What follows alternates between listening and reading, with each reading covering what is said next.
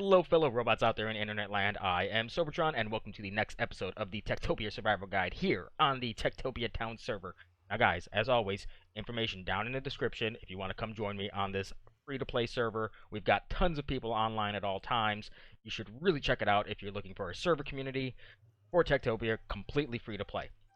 So, since last episode, it's actually only been a couple hours since I last recorded. I actually was able to free up some time, mostly because I made some other players an offer they couldn't refuse. We're going to need a ton of sandstone in this episode, so put it in chat. I was willing to pay 3 emerald blocks for every shulker of sandstone people gathered for me, and quickly, very, very quickly, they've responded. So, if I could land. Right now, this is where my sandstone is. All of these double chests are filled, these 4 shulkers, and then these additional 9 shulkers right here. But we have some stuff to do before we get started on that, namely the Enchanter. So last episode, I finished up last episode with 1 nitwit roaming around. They had over 50 intelligence, so we're going to make them our Enchanter today. But I need to wait till nighttime because the Enchanter has some interesting mechanics. They have a lot of AI functions because they can enchant almost every tool, every weapon, both of the iron and the diamond variety. So we're going to be turning a lot of those off to save on some of our resources. The other thing we're going to work on today, if you saw all these hearts in my inventory, is we will be getting 12 Druids today. My resources in the name mostly of iron and diamonds are very, very low. Our miners are working their way through all these mine shafts down underground. And yeah, we just need a ton more of everything. So they're going to help with the trees, they're going to help with the crops, they're going to help with the mines, and Druid, the best villager. In my opinion, hands down, the best villager. So I've already got these 2 other homes set up over here. Everything's ready to go. I just need to place these hearts down. So as soon as that other nitwit gets into bed, I got to track her down. We'll go over their AI, and then we will place all of these hearts, and then we can move on to the next portion of our project today. Okay, guys, I have found our nitwit, and as you can see, she has a 52 intelligence, which is pretty fantastic for what we need to do, and a pretty awesome name. So here we go, converting into Enchanter. Enchanter robes look amazing, by the way, just had to throw that out there. So let's go over their AI really quick. So as you can see, like the blacksmiths, they can do a lot of things. They can enchant all the leather, all the iron, all the diamond tools. And we, right now, will shut every single one of these things off. We don't have a lot of these things right now. We don't have any diamond tools whatsoever. We don't have any leather, and I don't ever plan on getting leather, so there's really no need for them to kind of roll through that AI. Why won't you click? There we go. That was weird. So what we're going to do right away is we're only going to have them crafting paper and books. Paper and books, that's it. This will help them level up a little bit. Wow, that actually worked out really well in our favor. Wow, level 50 right off the bat. I didn't even notice that. So we're just going to have them craft paper and books. We have a ton of sugarcane in storage right now. Our leather supplies are going up with our farmers getting the sugarcane down below. With the butchers killing cows. Wow, I'm all kinds of crazy right now. So paper and books will help our Enchanter level up, and it'll help with the enchants later on down the line when we do want them. The reason I do this is to save mostly on resources. The Enchanter will grab pretty much 1 of every item in storage and keep it in their inventory. So if you don't want them, grabbing those things up, I would highly suggest you save these resources as much as possible. So what I'm going to do now is I am going to place all these hearts down, and while these children are growing up, I am going to do kind of the basic outline of what we're going to do today, and it's all going to start with this block right here. I've had this block placed here for a couple episodes now, because this is going to be the starting point that I go. But I'm going to do some outline work here and work up because I need everything to meet up in the center. If you haven't guessed it by now, guys, we're building a pyramid. So I want to make sure everything lines up nicely in the middle. So as these kids grow up right now, we will ensure that that happens. And then once I get all that done, hopefully these kids are all grown up and our druids can get to work, particularly in the mines. The mines really, really need it right now.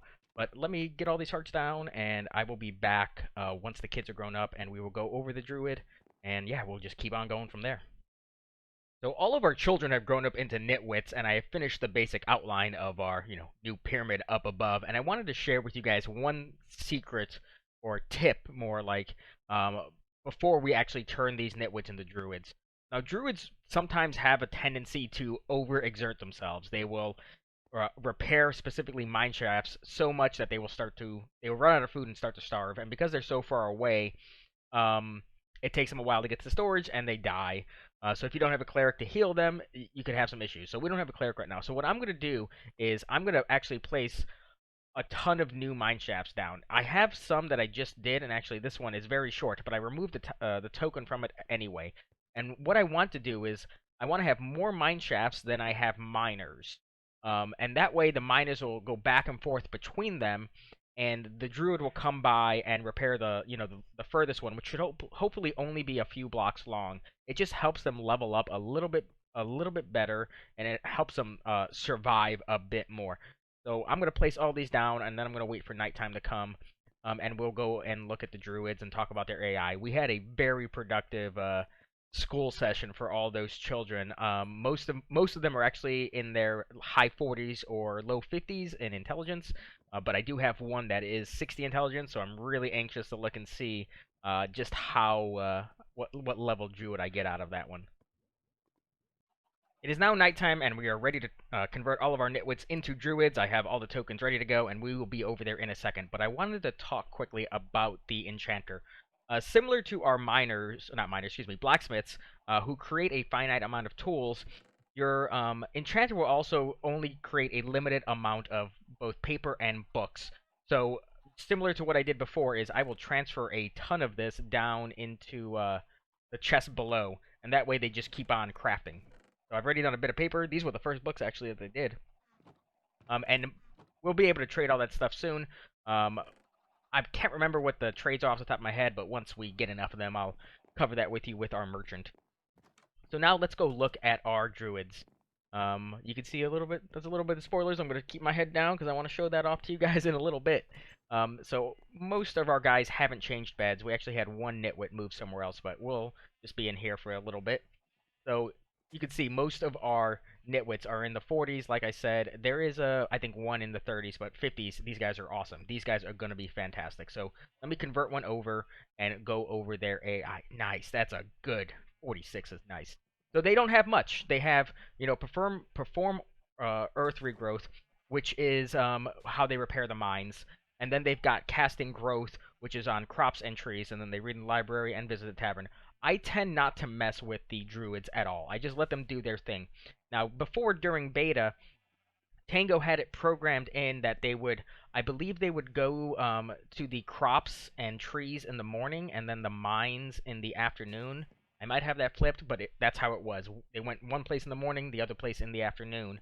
And what actually was happening was a lot of mine shafts were becoming invalid because they were just the miners would go through them in the afternoon or morning, and then a lot of crops wouldn't be grown.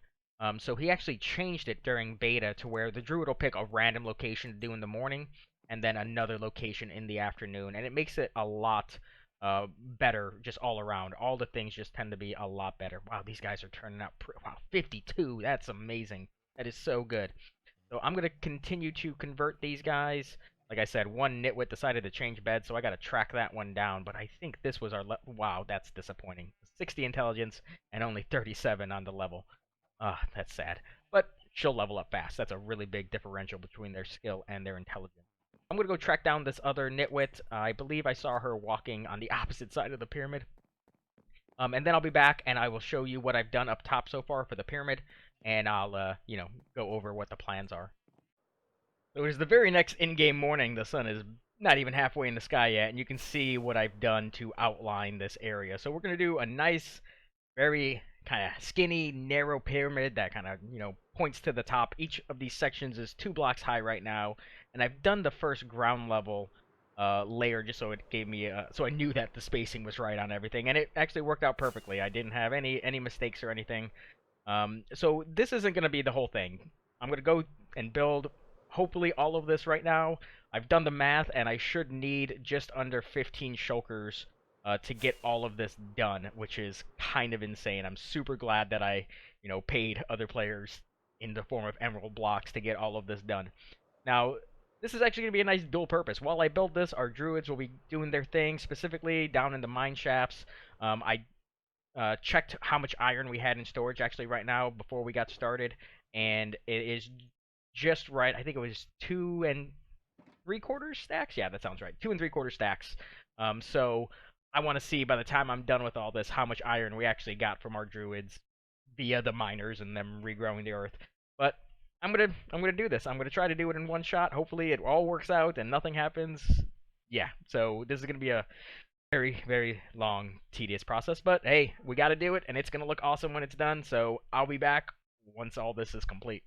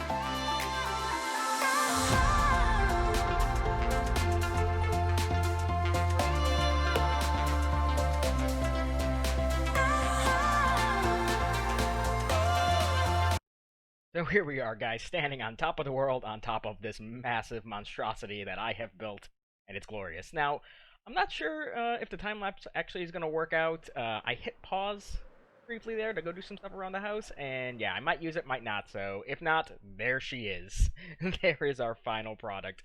It is massive. I think that's 68 Y level, and that goes up to 180.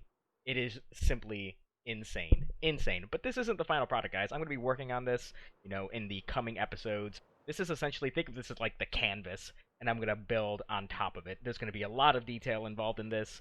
I'm taking some inspiration from my friend Sham, who built a very cool pyramid on Titancraft a couple seasons ago, and yeah, it's gonna look glorious in the end.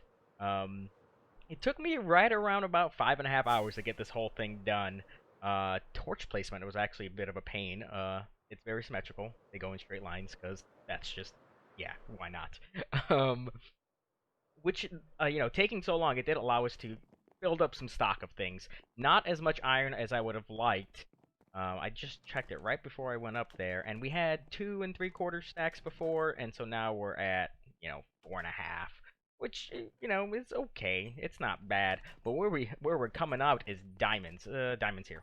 I think I started, and I think I had 1 diamond left when I started this pyramid. I had just traded to our merchant, so that's a nice haul of diamonds right there. And we are getting tons of villager meat now, which is fantastic because we are going to need it very soon because we need to get ourselves some chefs and a kitchen. The other thing I wanted to ensure I told you guys, I know I talked about it in a clip before with the paper and books. So paper trades in stacks of 16 for 3 emeralds. And then books are actually stacks of 8 for 8 emeralds. So it's like a 1-for-1 trade, which is actually pretty nice. So you can trade up to 40 books, get 40 emeralds.